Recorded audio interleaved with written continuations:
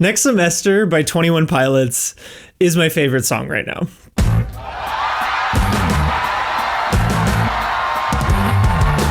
It's one of the best songs the band has ever written, and I also think it's really accessible to people who aren't already fans or who actively hate them. I've loved the band for a decade now, since Vessel came out in 2013. That's right, I'm coming out as a clicky. I mean, look at the material. Today, I want to do a close reading of Next Semester to try to describe why this song is so good, why the band means so much to me, and how it connects to themes and patterns throughout their entire discography. Before we get too far into it, you should know this video is going to discuss some heavy subject matter: suicidality, anxiety, depression, Christianity. There's absolutely no shame in clicking off the video if that's not the vibe. I have a Mamma Mia 2 video that has absolutely zero mentions of suicide. Oh, and for the clickies in the audience, I'm not going to get into the lore too much. This song's pretty light on the lore, as you know, and also I am profoundly ill-equipped to do that. 21 Pilots is basically two guys from Columbus, Ohio. Our hometown. We got Tyler Joseph, the frontman, who writes most of the music, and Josh Dunn, who is the drummer. According to Tyler, Next Semester is about a panic attack he had in college, but I'm going to refer to the character in this song as the protagonist. There's probably overlap between the real-life Tyler and the events of the story, but it's not my place to make assumptions.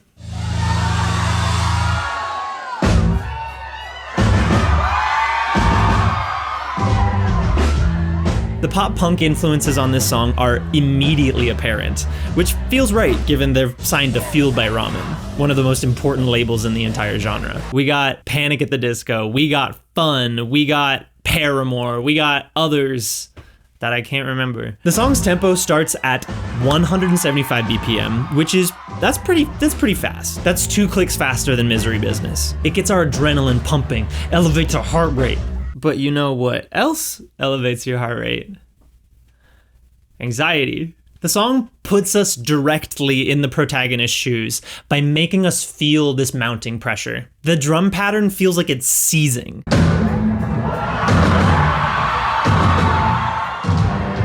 Sudden bolts of electricity jolting through your body, activating your fight or flight. The pedaled hi-hat on each beat ticks like a clock, like time is moving by too fast. I only realized this when I looked up the lyrics, but over this intro part, I thought Tyler was just mumbling, but he's not just mumbling, he's saying no, no, no over and over. No, no, no, no, no, no, no, no, no, no, no, no, no, no. The intro evokes a sense of anticipation, but also dread.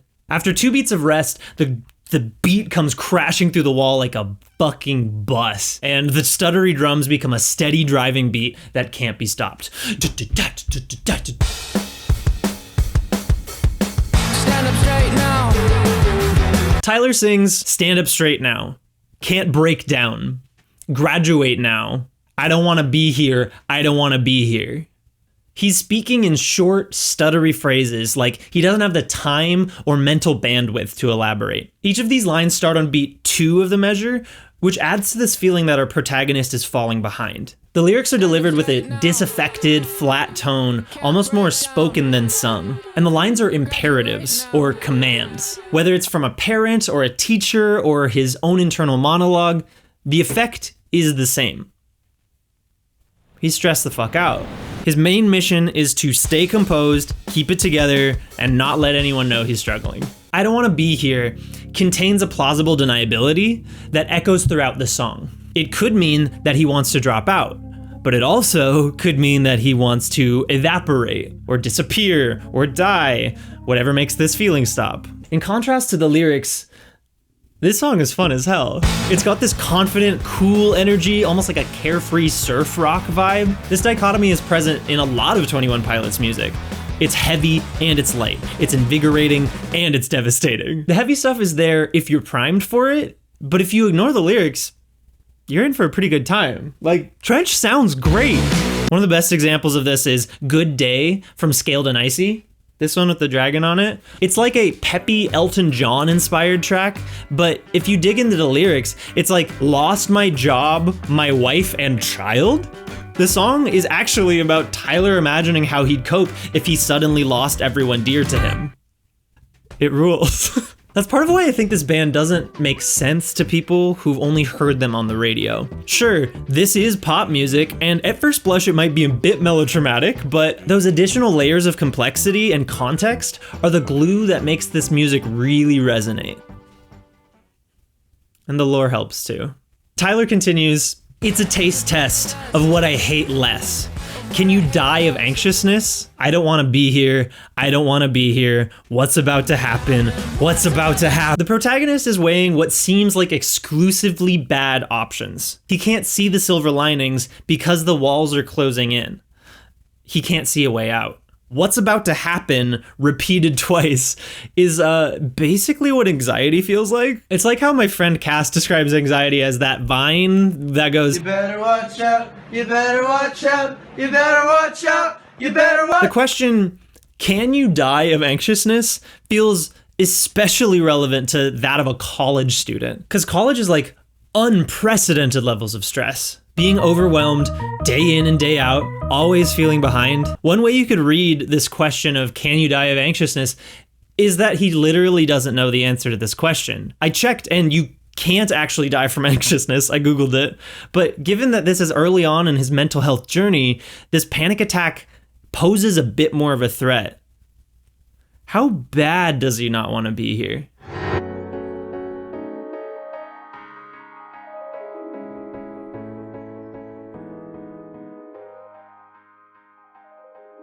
I started college in fall 2013 at a Christian college on the West Coast, over 1,000 miles away from where I graduated high school. During my first semester, I was depressed as hell. I don't know if I knew, but I just felt sad and anxious all the time. I didn't have any meaningful relationships with anyone yet, so all of my social interactions felt high stakes.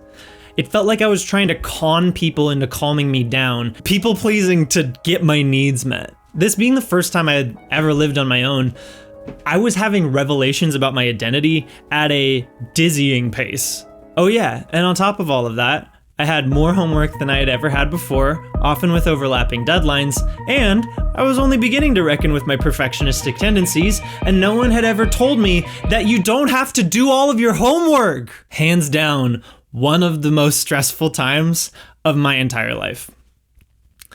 This was the semester where I first got into 21 Pilots.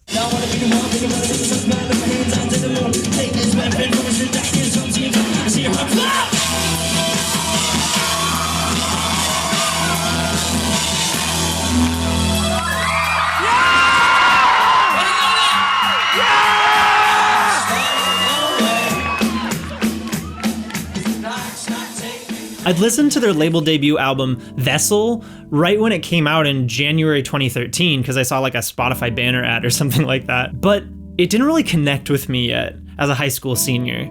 I wasn't like conscious of my mental health yet. And besides, I was so fucking busy with extracurriculars. I didn't have time. I was in Fiddler on the Roof. But when I heard Vessel again in November 2013, it was like I'd never heard anything that spoke to my experiences with that level of specificity. I remember lying in bed back at my parents' house over winter break, staring at the ceiling. The night had never felt that heavy before. The shape of the existential was morphing and shifting around me at a rate unprecedented, and my tethers were fraying. And in moments like that, it was helpful to know that there was a guy from Columbus, Ohio who had felt that way before. I'm a goner. Somebody catch my breath. When we hit the chorus of next semester, the tone shifts. Quite literally, the key changes. The verses of the song are in A, but the choruses and everything else are in E.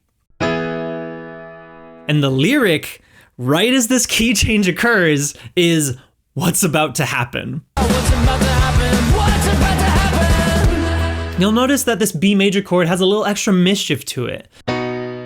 So in the key of A, This chord would normally be B minor, but the third is raised a half step from D to D sharp, making the chord major instead of minor.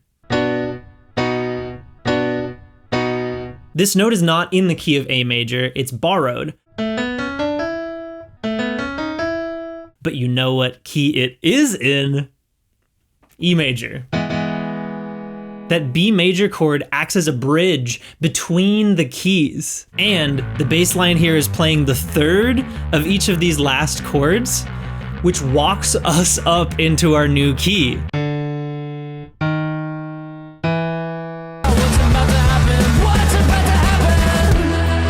It's so smooth. It's stupid how smooth that transition is. The song also pretty much switches genres here. The verses have more of like a 90s, 2000s alt energy, like Block Party or The Strokes, but the chorus feels way more dance pop, like The Killers. So this unexpected key change, and the genre shift, and the drums completely dropping out for a few bars, acts as a spotlight on this chorus. Then, on the downbeat of the second bar, Tyler sings, I remember certain things, what I was wearing, the yellow dashes in the street. I prayed those lights would take me home. Then I heard, hey kid, get out of the road. I remember certain things, what I was wearing, the yellow dashes in the street. I prayed those lights would take me home. Then I heard, hey kid, get out of the road. The details themselves are very sensory.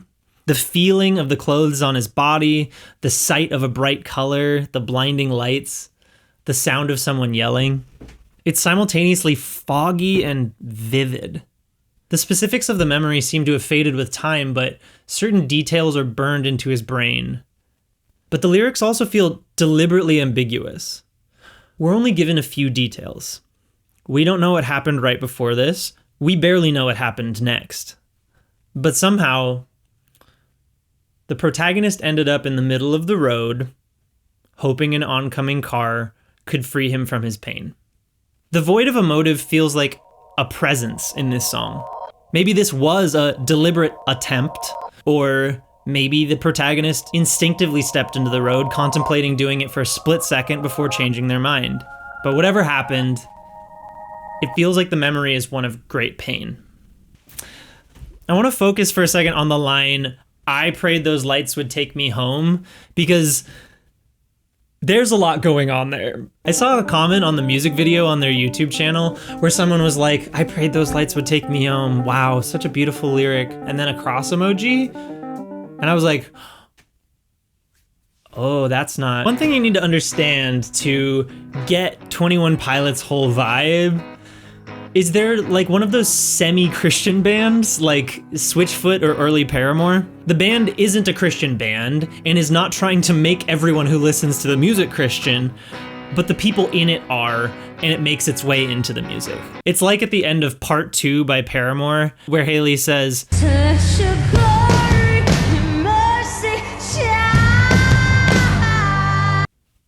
pretty Christian. You don't really need to know that they're Christian in order to enjoy the music, but it does make a lot of it make more sense. I don't call myself a Christian anymore, but this band has been important to me since I still did. In my experience, churches don't really know how to handle the discussion around mental health. So the fact that there's a relatively mainstream band doing exactly that, that is invaluable to me. It was invaluable for me in 2013. Okay, back to the lyric. On one level, the lyric, I prayed those lights would take me home, is beautiful, or at least the sentiment behind it is. In the middle of a panic attack, the protagonist is begging for respite. He wants to go to a place where he is cared for, seen, loved. He's literally asking God to make him feel okay again. The invocation of home as a metaphor for heaven is super common in Christianity. The idea that a supernatural power will make everything right in the end, that something better than this life awaits us on the other side of the veil, it's hopeful. It's an ideology that has helped and continues to help so many people cope with the storms in their lives. And though I have notes on Christianity, I do not begrudge people having hope. But on another level, this lyric is like super upsetting. He's praying to die. This lyric really fucks me up because it's Christian flavored suicidality. Your experience might be different, but in my experience, a scary amount of Christian theology is deeply anti-body. You're taught that the flesh can't be trusted, that your impulses are sinful, that your sexuality should be detached from, and that heaven is going to be so much better than this stupid earth we live on. There becomes a temptation to self-erase, to make yourself smaller, to make God seem bigger. It may also become tempting to end one's life, hoping that you'll end up in heaven. But I believe Next Semester can be read as a critique of this idea. I prayed those lights would take me home is immediately followed by then I heard, "Hey kid, get out of the road." We don't know who said those words. We do get a potential hint later on in the second refrain where, buried in the mix, Tyler screams, "And then he slowed down and he rolled down his window and said," so signs point to it being the driver of the car. But the whole thing feels very metaphorical. Maybe it was the protagonist's intuition. Maybe it was God. Whoever or whatever it was, their words shatter the false paradigm, bringing the protagonist back to reality. He prayed that the lights would take him home, but what he hears back immediately is that's not how you get home. His salvation is not in the ending of his life, but the chance to try again. 21 Pilots are many things, but one of the primary things they've been since the beginning is suicide prevention music. I feel insane saying that out loud for some reason, but it is like genuinely unambiguous in their music since the very beginning. This song, to me, is a prime example. There's something about Tyler screaming, "Hey kid, get out of the road," that burned itself into my brain as soon as I heard it. The phrase is a tool that listeners can hold on to and use in their own lives. I think that's cool as hell. Breaking out of the chorus, we go back to the punkier musical style of the first verse. Can't feel my legs. I might suffocate. Tyler sings, "Can't feel my legs. I might suffocate. There's a pressure in my chest.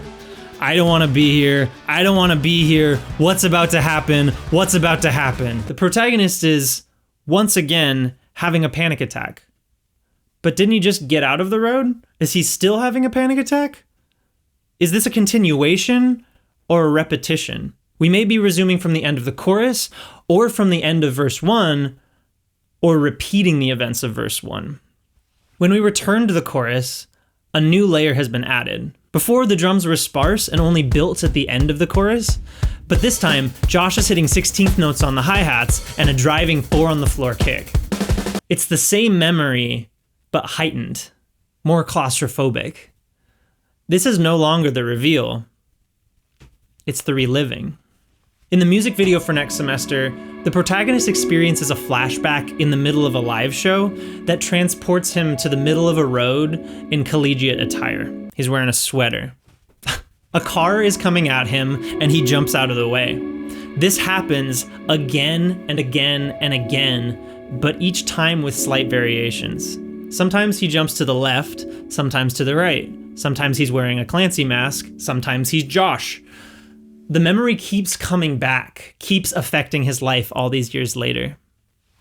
There's an episode of the NPR podcast Hidden Brain that talks about why our brains often compulsively revisit embarrassing or traumatic memories. There's a technical name for this type of alternate reality, a counterfactual. Kathleen Vo studies how and why our minds produce these fantasies. She's a psychologist at the University of Minnesota. A counterfactual is a mental simulation where you think about what did happen, so some event led to another event. And then you think of an alternate ending. This can be useful in doses. Sometimes running the simulation again can teach us what we would do differently in the future. But unfortunately, it cannot change the past. After the second chorus, we drop into a refrain with an airy, reflective tone. Tyler sings, "Can't change what you've done. Start fresh next semester." As YouTuber DEMA pointed out in their fantastic analysis of Next Semester, which I highly recommend, link in the card, this song and every song so far off Clancy is all about cycles. It's in the structure, it's in the lyrics, it's everywhere. Whilst on the surface, these two messages, mental illness and recovery, seem conflicting, there is a purpose to this juxtaposition, as it is meant to encapsulate the mental health cycle as a whole. It's not just exclusively about mental illness, but it's not just exclusively about recovery. The lyrics encapsulate the process of both and how they feed into one another. They point out that semesters are fixed, repetitive periods of time associated with learning. And that's what the cycles of mental health are like too. There's gonna be lows, there's gonna be relapses, but with each new experience, you gain insights and information you didn't have before. Maybe next semester, you'll get to use some of the tools of what you learned last semester. The final chorus is the biggest yet. Josh's drums aren't 4 on the floor, which is just... They're insistent, urgent, a kick or snare on every 8th note. It feels like the worlds are colliding. The drums here feel like a synthesis of the verses and the choruses. Tyler is singing with slightly altered pitches of what came before, this time going up on a lot of the melodies instead of down. The story is different each time, but each time he approaches it differently. He's fighting it. Another thing 21 Pilots is known for is unorthodox switch-ups in the middle of songs. In Lane Boy from Blurryface, Tyler sings, "If it was our way, we'd have a tempo change every other time change," implying there might be even more switch-ups if their label let them. Guns for Hands has a major retardando from the main section into the bridge. Heavy Dirty Soul's breakdown is largely in 5/4. The outro on Chlorine feels like a nearly entirely different song.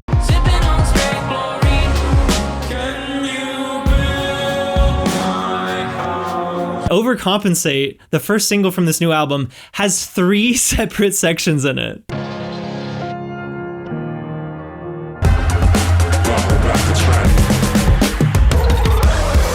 Their work thrives on these stark musical contrasts. Next Semester is no exception. The song spends most of its runtime as a heart-pumping anthem, but at 2 minutes and 50 seconds, right after the second refrain, the song enters freefall.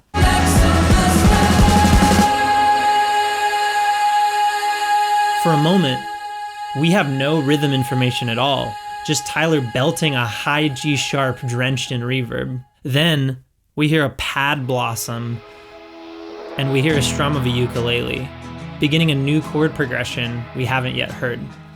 The tempo is a little slower than halftime. It feels like a crash as an adrenaline high wears off. Tyler sings lyrics we've mostly heard before, but with a new melody and in his lower register. It's a taste test of what I hate less. He sounds dejected. It's the first time in the song where the musical choices sit with the heaviness of the lyrics. It's a taste test of what I hate less. I don't want to be here. Start fresh with the new year. Those last 2 lines are placed next to one another as if they're the same idea, but they're starkly different statements. One is an admission, one is a recommendation. They feel like opposites, but also like 2 sides of the same coin.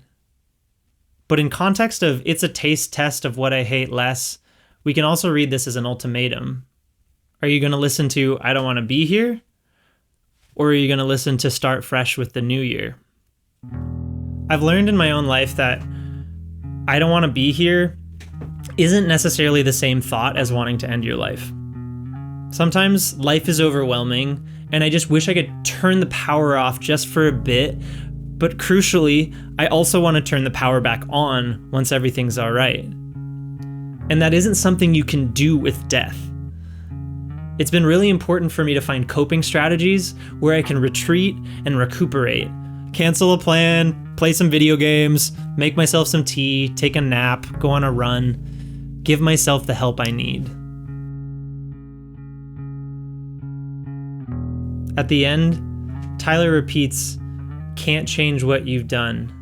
Start fresh next semester." Like he knows what he needs to do, but isn't looking forward to it. The protagonist, dejected, chooses to start again.